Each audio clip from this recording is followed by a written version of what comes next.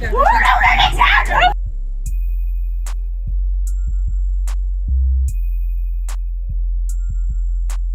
video pengiriman 2 peti jenazah ke warga yang masih hidup di Paropo, Sumatera Utara, Senin, tanggal 29 Januari tahun 2021.